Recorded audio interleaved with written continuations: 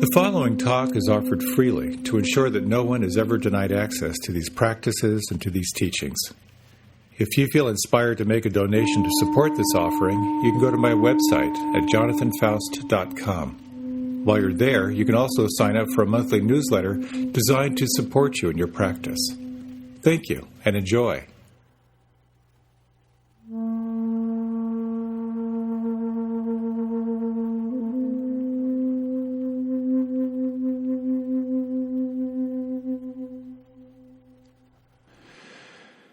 When I first started this podcast, I started giving talks and posting them through iTunes and, getting them out there. I occasionally would get some emails from people, mostly appreciating, almost all. And I got one particular email from someone in New Zealand, and I was quite struck by what an exotic email address. And this person said, "I just want you to know I love your podcast. Nothing puts me to sleep faster than listening to you." And I thought, hey, I'm here to serve, and I'm really, really glad it works this way. And I know other people also use my talks to fall asleep. And Guy, I'm talking about you, among others. Sleep is our topic for tonight. And this is something I've gotten kind of a little bit over the top OCD passionate about. And it's interesting about sleep because it's in the context of, in the language of the Buddha, of Pali, the original language, of virya, which is energy, vitality. And it's an integral part of not only spiritual practice, but life, to maintain and sustain and cultivate energy, to stay awake and stay focused on what's most important to you. It has all the ways you manage your energy, which includes your sleep.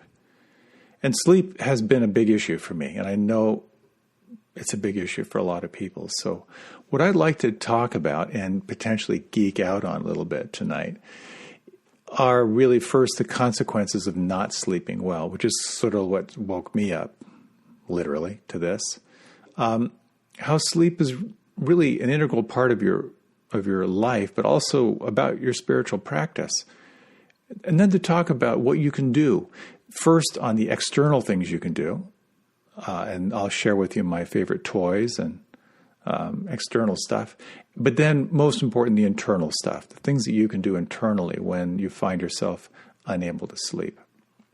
I want to assure you I am not a sleep expert, but I have been pretty passionate around exploring what works best. So just to say, as I'm not an expert, what I'm about to share may be filled with misinterpretations and dramatic distortions, but I've done my best to be clear and share with you what's been successful for me.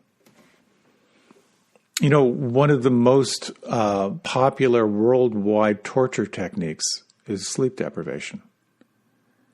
And I imagine you've had times when you have been deprived of sleep and have been able to watch what happens, not just in your mind, but in your physiology.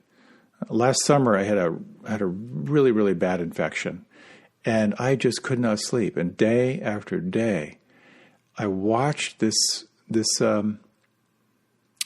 kind of this degradation of my mind. I was moving in and out of kind of hypnagogic states, dreamlike states, and then waking, and I could imagine the dementia-like quality of mind, and it actually cultivated a little more empathy for my parents, who both had dementia later in their lives. Just the confusion, the inability to focus. We've all touched into that a little bit, and there are striking long-term effects around not getting enough sleep. Hypertension, heart attack and stroke, weight gain, obesity, diabetes, depression, anxiety, decreased fertility, psychiatric disorders, immune system deficiency, brain function, memory loss. And what really struck me and really brought this home for me, particularly watching my parents in dementia, my father in Alzheimer's, is seeing what happens in the brain when you don't get the right amount of sleep. This one small study said that losing just one night of sleep led to an increase in beta amyloid, which is the protein associated with impaired brain function and Alzheimer's disease. The results suggested that sleep deprivation may increase the risk for beta amyloid buildup in the brain. And there are all kinds of studies out there that are linking sleep deprivation and dementia. And sleep deprivation, how sleep deprivation can accelerate Alzheimer's brain damage. So all the bells went off. My father had Alzheimer's, had all the classic sleep issues. He could not sleep well. He would, sleep for a few hours and wake up and be up all night. And I don't want that to happen to me because my sleep was getting screwed up for quite a while. So learning how this could work, the question for me was, what can I do to turn this around in my life? One night of sleeplessness, you may notice this if you don't sleep well. Quite often you have dark circles under your eyes. It's got a fluid accumulation. Sometimes you'll have like random hunger pangs because it changes the way your body interprets hunger. Feeling unfocused, forgetful, slow reaction times. Your immune system is compromised. That's when you can catch colds. So I've been waking up between 2 and 4, not able to get back to sleep, trying to make up for it with napping during the day. And then I noticed I started over-caffeinating because I was attached to feeling clear and then getting into the cycle of over-caffeination and having to deal with that. So I decided to prioritize it and go for it. Whatever I had to do to retool my lifestyle and whatever technologies were out there, I wanted to learn them and employ them. So my lifestyle shift was not as dramatic as many, but I still had a lot to dial in. And what I'd like to do is tell you about what I've done and some of the best practices, and share a little bit with you about what might be helpful for you. Because if you can dial in these factors and start sleeping better, it will change the quality of your life. I have no doubt about it. I've always been an early riser. I grew up on a farm, so up early, do your chores before the sun comes up, get ready, get on the school bus. And then I lived in a boarding school for 4 years where if you wanted to eat, you had to be there at 6:30 for breakfast. All through college, I co-managed a gigantic farm in the Midwest, was responsible for hundreds of pigs that we raised. So I'd be up at 4:30 or 5, way before sunrise, working with the animals, getting ready for the day. And wherever I was, and I tried not to be behind the wheel of a car, at 8:30, I was out. Then I lived in an ashram, lived in a spiritual community for a couple of decades where pretty much you're in bed by 9 and you're up at 5 and ready for a new day. So, I've had a pretty amazing schedule that's worked really, really well for me. And finding your sleep patterns is really, really important. But then it's one thing to know your sleep patterns, but then the discipline to start living your lifestyle in a way that really supports you. So for me, learning how to manage my energy really meant I needed to make some changes here. I needed to ensure, because I would wake up at 5 every morning no matter what, the only control I had over my sleep was when I went to bed. And that took some shifting. So I'd like to talk a little bit about some of the sleep stages. And I found this helpful. I hope you do too. And realizing that you can't skip any of these stages in sleep. If you want to get into the deeper levels of sleep, you've got to go through these particular steps. I just want to say that recognizing when you're sleep deprived can be very, very helpful. There was a time when I began to, in my practice of living in spiritual community, when I began to recognize that my catastrophic over-emotional thinking process was oftentimes linked to when I didn't sleep well. and I made this determination of not to believe my thoughts when I was tired, it kind of helped. So before we dive into the rest of this stuff, I just want to acknowledge that a lot of my information has come from Dr. Peter Attia, who's got a podcast called The Attia Drive, and it's about quality of life and longevity. And what really turned me on was a 3-hour interview he did with Dr. Matthew Walker, who's head of the Berkeley Sleep Study. And if you can find that, I highly recommend it. It's very entertaining, very engaging. And then all the work that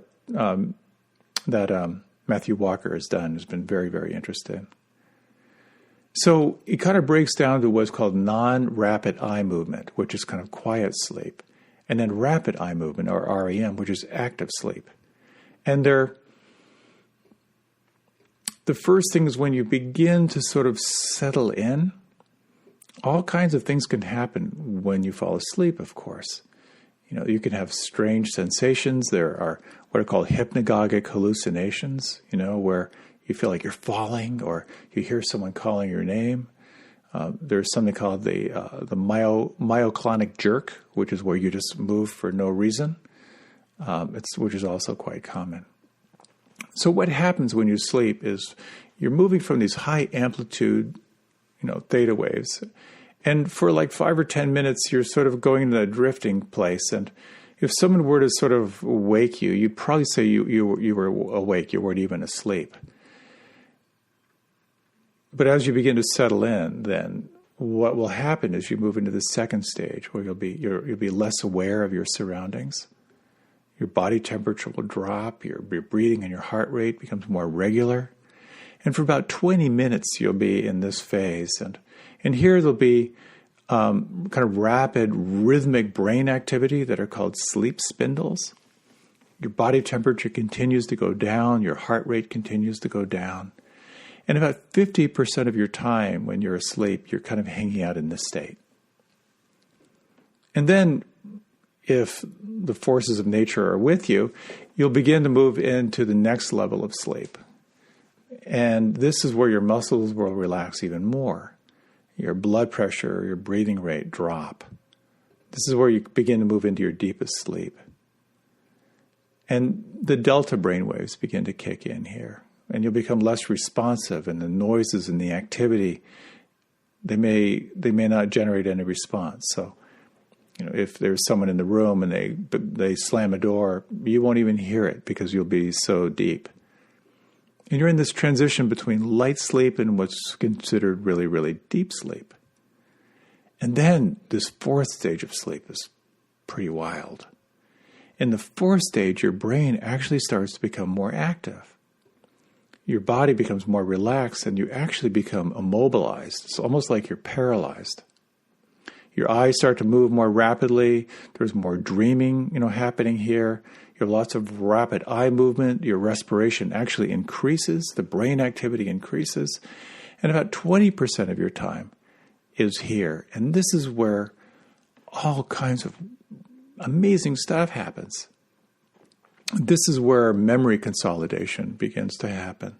Where learning and connecting dots and your experience happen.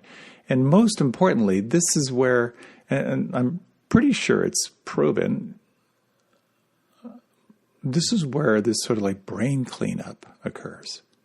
And this is my understanding. I'm not totally clear, but my understanding is that the cerebral spinal fluid, which is always moving through, that in this stage, it's almost as if the brain shrinks a little bit. There's more room for the cerebral spinal fluid to flow through. I'm not sure, I'm not sure that's correct, but there is some strong indication here that that it's here where the brain basically gets flushed, where the beta amyloids and the plaque that build up, they get cleaned here.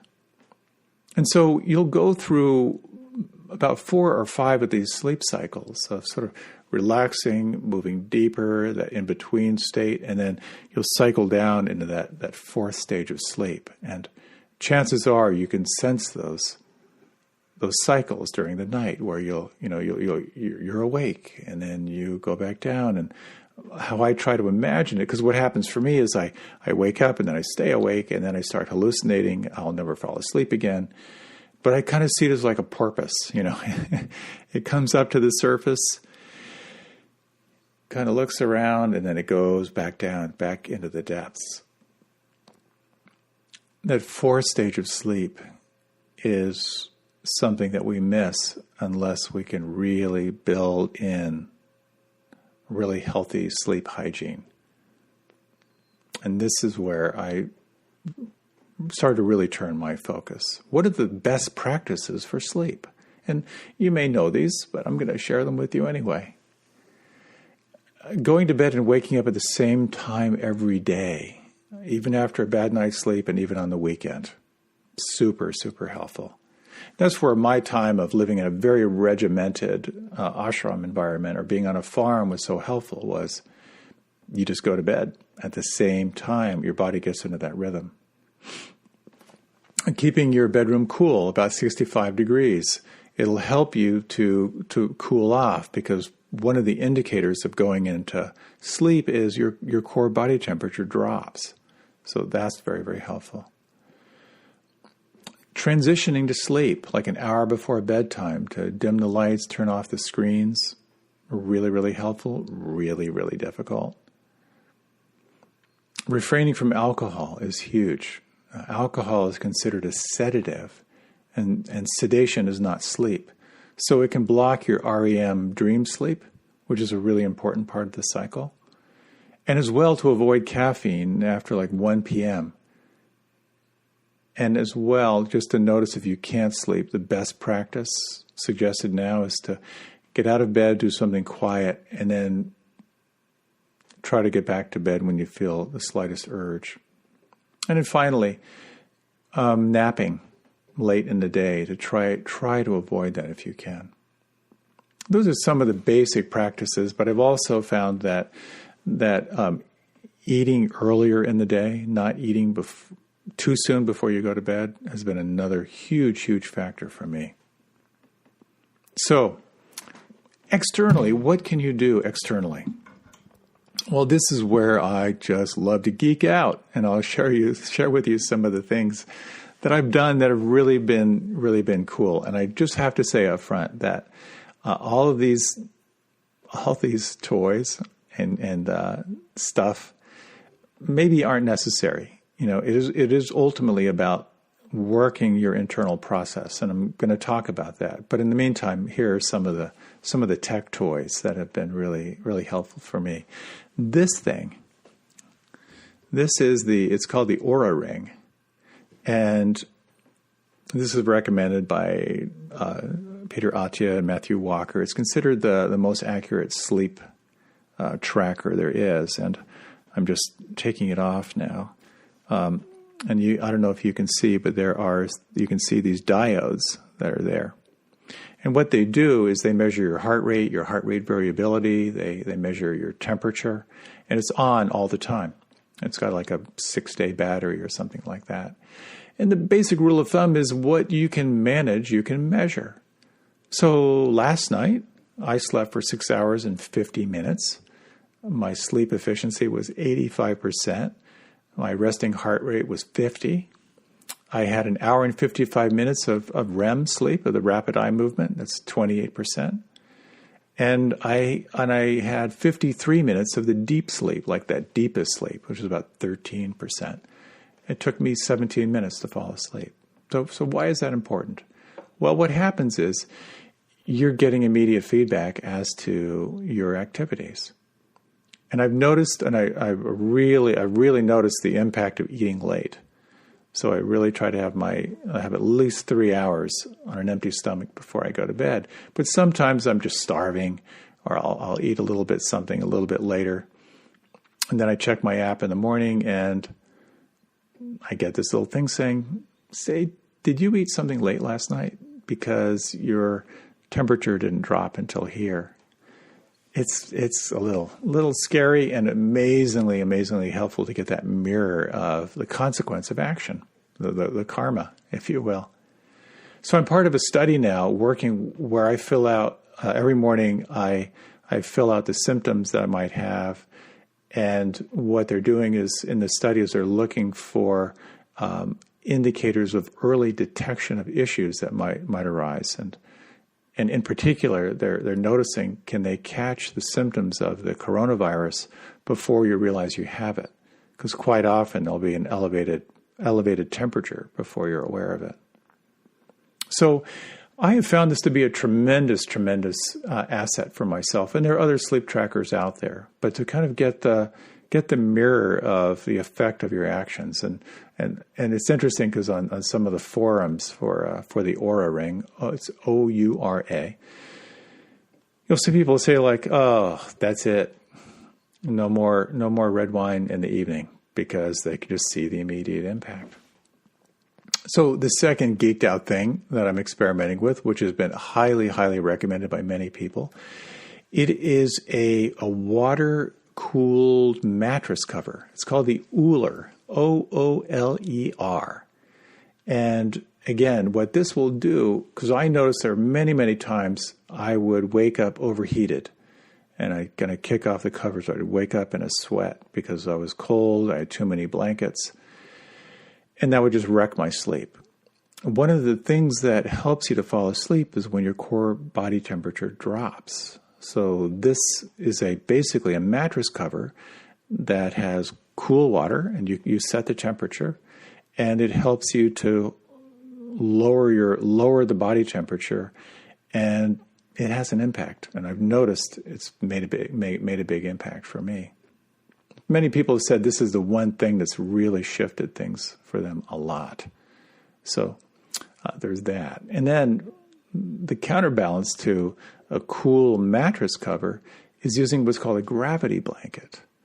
I was very skeptical about this, but this is like a 15 or 20 or 25 pound blanket. The weight of the blanket is a percentage of your body weight. There's no hard data on this, but many people feel like they feel held, they feel kind of comforted, like the weight of the blanket, some people say, is almost like when my body moves less, my mind moves less. And I found that to be helpful. I have a 20-pound blanket that I use, so I'm kind of cooled off. The heavy blanket kind of makes a difference. Finally, no, not finally, there's more. Many people have found like listening to audio has been really, really helpful. So I've tried some of the apps that are kind of designed to take you into a sleep state. Because what happens is when you're transitioning from like the linear rational mind to more like the open kind of hypnagogic states that are the precursor to deep sleep, there's sort of a randomization of thoughts. You may have noticed, like there's these disconnected, disjointed thoughts. It's like the mind is kind of like off-gassing. And so there are some podcasts that you can listen to where someone will tell you a story and it's completely disjointed. So it'll be like, I was walking around the road yesterday and I saw this red barn, and I thought to myself, boy, a red barn. My uncle once talked about having a barn when he was a kid, and he grew up in Kansas, and in Kansas they've got really, really cold winters in Kansas, and it's hard to keep the chickens warm in the winter, and a lot of people really like eggs for breakfast. It's just this disjointed thing. At first, I found it really, really helpful because you're tracking the story and you realize you can't track it. It takes you into sleep. But those moments when I couldn't sleep and I'm trying to follow the story and I would get more and more frustrated and angry. Like, what about the barn? Let's talk about the barn. Go back to the barn. So that didn't work so well for me. Sometimes what I do is I'll choose a podcast that's interesting, but it's very kind of even. So I listen a lot to the In Our Time podcast, the BBC podcast where they go back and they have like 3 college professors who talk about a particular moment in history. There's one on philosophy and there's one on history. So I'll kind of hear that. It'll be engaging. And sometimes if I can't sleep, I learn something. And other times it's just enough for my mind to track, and then to kind of let go. There have been some times when I'll wake up in the morning and I'll say to Tara, I know everything there is to know about coffee, its effect on colonial development and slavery. Someone I know, John, has said that he finds that on Insight Timer there are some programs that use binaural beats that have been really, really helpful for him. And if you're not familiar with dual binaural beat technology, you're basically listening to two separate tones in each ear. And the differential between those two tones, as you're listening, it forces your brain to listen as a whole, and it can usher in brainwave shifts. That can be super helpful. So dual binaural beats can be helpful. So all this outer technical stuff has been very, very helpful. But one of the most helpful things is to kind of get the feedback as to what am I doing and how is it showing up. And it's really forced some lifestyle changes for me, some quite unexpected. When I realized that eating anything or drinking anything too late would impact my sleep, either having to get up and go and pee or just digesting food that was still in my system, I stopped eating, late. So if I go to bed at 9, I would try to not have anything at the latest at 6, quite often at 5. And so what would happen, I realized, was I'd stop eating at 5, and then I would get up the next day and I might have some caffeinated tea, but then I wouldn't have my smoothie until later in the morning. Suddenly I found, I'm doing intermittent fasting. I'm going maybe 16 hours a day without food, which is a phenomenal thing that you can do for your body. And both Tara and I are finding wow, we just feel fantastic because your body really has time to empty out and clear.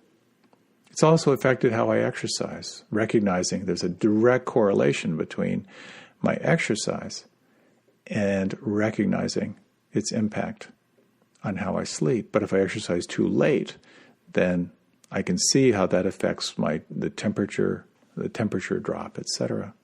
So these are all the outward things you can do. These are the toys. But really, ultimately, it's about the inner work. And I have to say, I've had vast improvement in my sleep, but I'm still working on it. I still have some nights when I wake up and I can't get back to sleep. So I'd like to take the rest of our time here, which is not that long, to talk a little bit about some of the internal strategies that can be really helpful. The first Buddhist meditation retreat I went on which was with S.N. Goenka. 10-day retreat, 10 hours a day, very, very strict, very orthodox retreat. The first night he said something that had big impact for me ever since. He said, if you can't fall asleep in the middle of the night, do the body scan where you're kind of moving through your body sort of piece by piece, just sensing what's there from the top of the head to the tip of the toes, and then begin again. And he said, you may find it'll help you fall asleep. But even if it doesn't help you fall asleep, you may find yourself remarkably refreshed in the morning. And on that retreat, I had a number of sleepless nights, and so I just practiced. It's a very powerful meditation technique, just scanning through the body piece by piece. And there were two things that occurred. One was, I noticed that any time I brought my attention to the sensations, I wasn't thinking. I wasn't hallucinating about what a terrible day it would be the next day. So I'm not only calming the body, calming the mind, I'm really diverting my mind from moving into catastrophizing about sleep. So you might notice when you're doing that body scan of just sensing touch points in the body, the shifts that can occur. Andrew Weil has what he calls the 4-7-8 breath, where you inhale 4, You hold for 7, and then you exhale 8. And when you exhale, it's with an open mouth, kind of a. So you're, in fact, we'll do it a little bit faster because it takes time to ramp down into it. But if you like, let's just try this. If you like, you can close your eyes. We'll just do this for a minute or so. Close your eyes. Inhale fully. Exhale. Inhale. 2, 3, 4. Hold. 2, 3, 4, 5, 6, 7. Exhale. 2, 3, 4, 5, 6, 7, 8. Inhale. 2, 3, 4. Hold. 2, 3, 4, 5, 6, 7. Exhale. 2, 3, 4, 5, 6, 7, 8. One more time. Inhale. 2, 3, 4.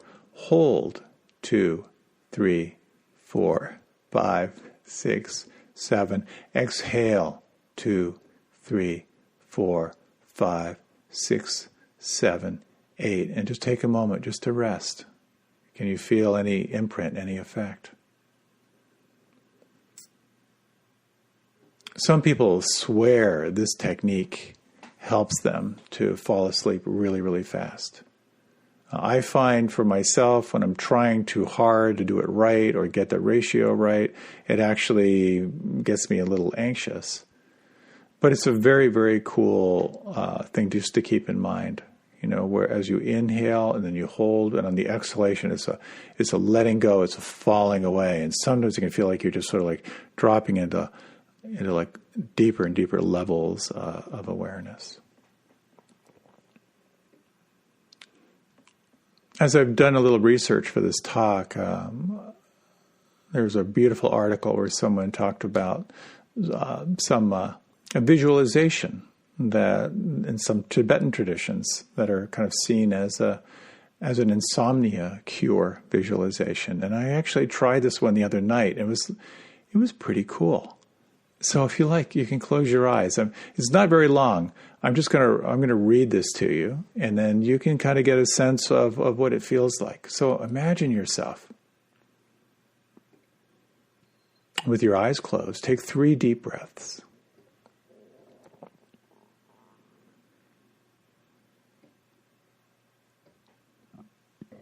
And allow your mind just to kind of flow along with this description.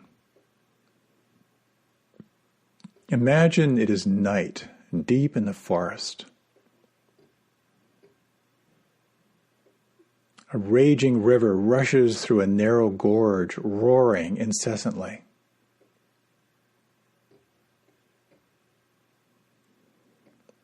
At the top of the gorge, there is a coarse rope ladder descending from the rim halfway down to a small and cozy cave in the canyon wall.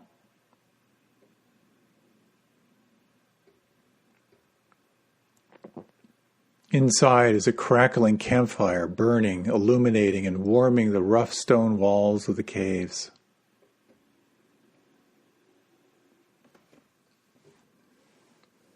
You are sitting before the fire, wrapped in a sheepskin cloak, cuddling a baby goat nestled into your arms. Even as you hear the roaring river, you hold the kid close and feel content.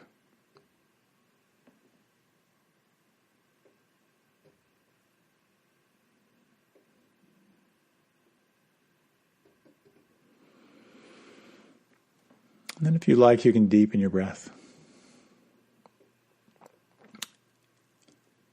That kind of worked for me. And what I find is these techniques, they work really, really well for a while, and they kind of lose their vibrancy. But that whole idea of like it's night, there's a rushing river, and you're in this little cave with a fire, and you're just nurturing this little baby goat in your arms.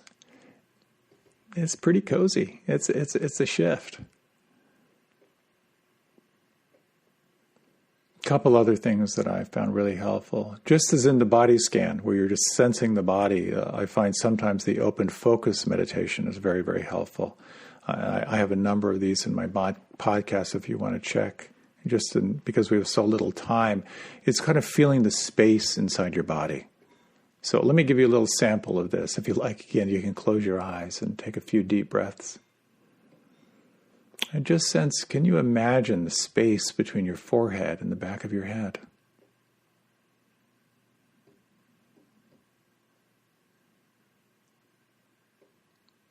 Can you feel or imagine the space inside the sinus cavities in your head?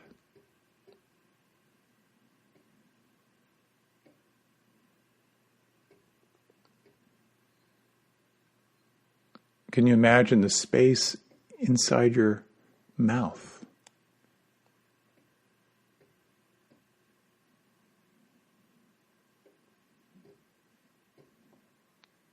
Can you imagine the space inside your throat?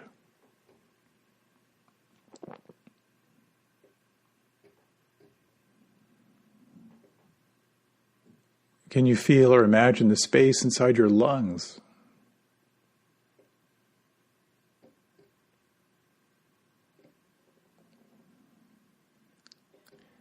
Can you feel or imagine the space inside your thumbs?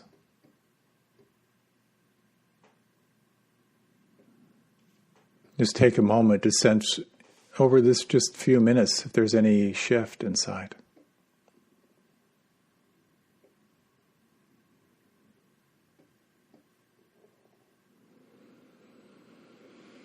And if you like, you can open your eyes, or if you're asleep, you may want to just stay with it. So these are just some of the techniques that are really helpful, to scan the body, either point by point or the open focus technique of feeling the space inside parts of the body. To use your breath as a way to kind of concentrate and calm and let go. And to try the visualization, of like surrounded by this rushing river above you in a cozy cave, cuddling, nurturing a little baby goat. Or you can substitute whatever baby animal you like.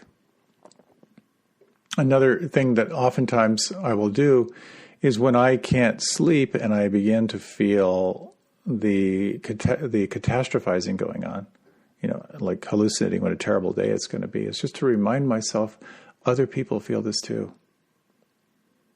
Other people right now are awake and struggling to sleep. Other people right now are feeling anxious. And this can be a very powerful segue into metta or loving kindness. That you can just move through different people in your lives, bring them close into your awareness and just wish them well. Imagine them safe, imagine them happy, and imagine that you can just radiate that out effortlessly. It can be a very, very helpful technique. But then there are times when nothing works, and I know these well. And this is where it becomes a really rich and deep part of your practice. Like when you're doing a meditation retreat, and you're just hours and hours and hours a day of just watching the mind in all its different states. This is where we call on non-judging awareness. And I notice that quite often when I can't sleep, just as when you're meditating, you begin to recognize your top 10, like the top 10 stories that just keep cycling like through again and again and again. You may begin to notice these when you can't sleep. I have a very old family of origin story that just comes cycling through, and you can sort of hear the violins come in as I go into self-pity. It's like clockwork. There are fantasies very traditional fantasies I'll go into at different times, and different stories I go into. And just as we are practicing non-judging awareness, sometimes it's helpful to look closer at those stories. So what am I believing in this story? Is it true? Can I bring some empathy? Can I bring some kindness to this? Can be very, very helpful. In the Tibetan tradition, they speak of the bardos, and the bardos are these states of consciousness that they're just sort of, they're these states that you kind of can't get out of. It feels like you're trapped in these mind states. And again, quite often, these will show up in sleep, where you'll find yourself caught in anxiety, caught in worry, and strategizing how you're going to fix this problem. Judith Simmer Brown wrote a beautiful article in Tricycle magazine around working with insomnia, and it was from her that I got that Tibetan visualization. And she said, part of my practice now is to give up trying to go back to sleep. No breathing exercises, no sleep-inducing imagery, just lie here resting and very still, permitting my mind in its various tendencies. And this can be a very powerful and sacred part of the practice. She goes on to say, somewhere in this very moment, babies are born, fathers are dying, mothers are grieving. Yet pervading all is a groundless awareness, delicate and strong at the same time. Everything becomes we, a beating heart with a transparent, radiant smile, and we are awake. So when it comes to taking on sleep as a spiritual practice, it kind of comes down to everything else as a spiritual practice, work as a spiritual practice, relationship as a spiritual practice. It's your capacity to call on these two wings of awareness. The first is wisdom, to recognize what's happening. The second is compassion, to explore how you can be with it. And just like anything, what I have found in my exploration of my relationship with sleep is that there are some external factors that I actually have control over, and there are quite a few. And it becomes a discipline. There's a lot of resilience in changing your lifestyle to a lifestyle that's more wholesome, where sleep is more natural and more organic. There's sacrifice, there's giving up. There's giving up alcohol, caffeine, late naps, and giving up staying up late if that's what your sleep cycle calls for. There's looking at the technology, all the geeky toys out there that can give you the feedback to help you kind of refine. And that's where this Aura Ring has made such a difference, because now I just see the impact when I'm off kilter. Exploring everything you can do externally to support you, but ultimately what it comes down to is the attitude and the mind. How you can, again, be aware of what's here and call on a way that you can hold it and be with it. I'll be sharing some more meditations and practices if you'd like to try some of these techniques a little bit more extended, and I hope to have them up on my podcast sometime soon. But you can remember that some of the techniques are very, very helpful, and they all have in common is coming back to the here and now. When the mind is under duress, it moves into the past and the future, and it catastrophizes. When you are present in the here and now, you're calling on a sense of calming, a sense of present moment awareness. So whether you do a body scan or open focus or explore a breathing technique that might help you to calm, ultimately this is all about being present, being awake to what is here, and managing our energy in a way that supports us. That when your cup is full and overflowing, life looks very, very different. Sometimes people say this stuff is so self-indulgent and so narcissistic, and I feel it's our responsibility to fill our cup where we feel alive and vibrant. Because when we feel alive and vibrant, that's when we can serve from a place of fullness, where we can recognize what's most important and give ourselves to it fully. I hope you have found some of this stuff helpful. I will work to include some links, probably either on Facebook and YouTube, some links that you might find helpful if you'd like to explore some of the technology. And I'll have some more practices up for you if you're interested sometime in the near future. So thank you so much for your time and attention. May you sleep loose. May you feel alive and vibrant to your life and all that you are called to. Thank you so much.